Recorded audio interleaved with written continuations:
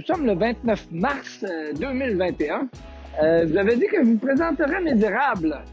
La plantation qu'on a fait, moi et mon épouse, il y a 27 ans. On en est bien fiers. On a eu beaucoup de difficultés à les démarrer, mais aujourd'hui, ça ressemble d'un beau jardin. Je vais essayer de vous donner quelques petits trucs que moi, j'ai appris au fil du temps. Si vous êtes intéressé d'avoir le même type de projet, ben, faut s'armer de patience parce qu'on parle d'environ encore une dizaine d'années avant de pouvoir en entailler peut-être environ 50%.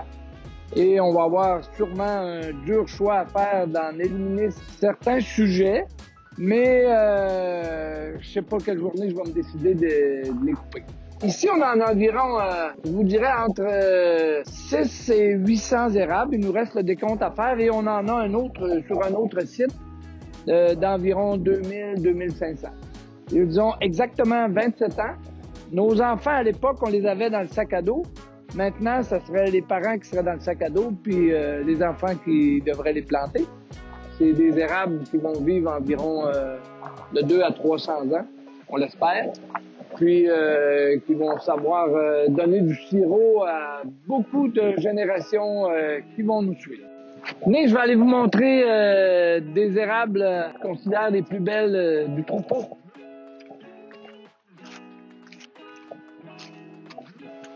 Salut, la plus grosse. Oh, c'est pas belle.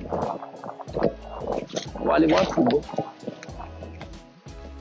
Au moins, je l'ai pas vu. Elle est partie. Elle était bien partie au dépanneur. Ça, c'en est une belle, ça. Alors, comme je vous avais dit, j'en ai une ici qui est un petit peu plus grosse que la moyenne. Puis, je considérerais qu'elle est pratiquement prête à être entaillée selon la réglementation. On parle d'environ 9 pouces à 48 pouces du sol.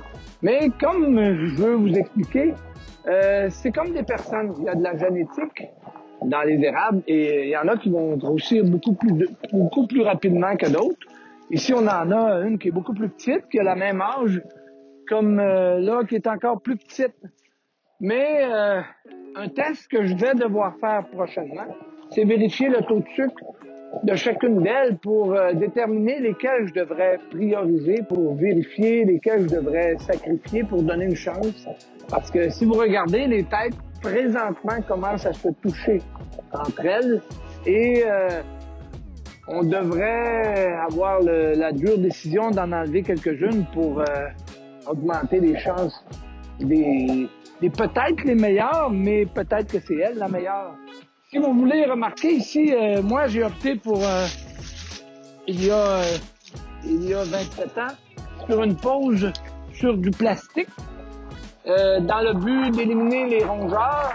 Ça avait pour but que chaque mulot qui mettait le pied sur le plastique était une proie extrêmement facile pour les oiseaux de proie, d'où le mot « une proie ». Donc, chaque fois qu'un oiseau, un aigle ou un faucon voyait un mulot, il considérait que c'était comme un hamburger, soit du McDonald's ou Burger King, selon la race du mulot. Et il nous en débarrassait naturellement, puis ça nous amenait à avoir une perte d'environ maximum 5 à 10 sur tout l'ensemble des 3000 entailles qu'on a plantées. C'était une des choses qui nous a aidé à les protéger, ainsi que 5 ans après les avoir plantés, on a réussi à trouver cette idée-là parce que les chevreuils nous donnaient beaucoup de difficultés. On a pendu beaucoup de boulamites sur le terrain, ce qui a eu pour effet d'éloigner les chevreuils pendant quelques années.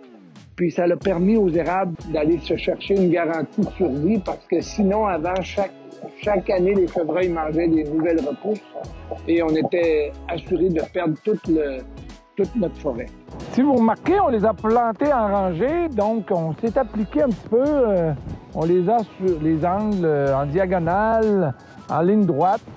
Ça brise un peu la féerie d'une forêt naturelle, mais pour l'installation de la tublure, ça va être un jeu d'enfant et ça va être vraiment très, très joli pour la sériculture.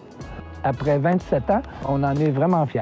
Donc, si vous avez des questions, ne vous gênez pas de m'appeler ou de nous envoyer un questionnaire en attendant le prochain post ou est-ce que je vais possiblement vous parler de l'épandage de chaux dans mon érablière qu'on vise faire cet été. Donc, on se revoit prochainement. Bye bye!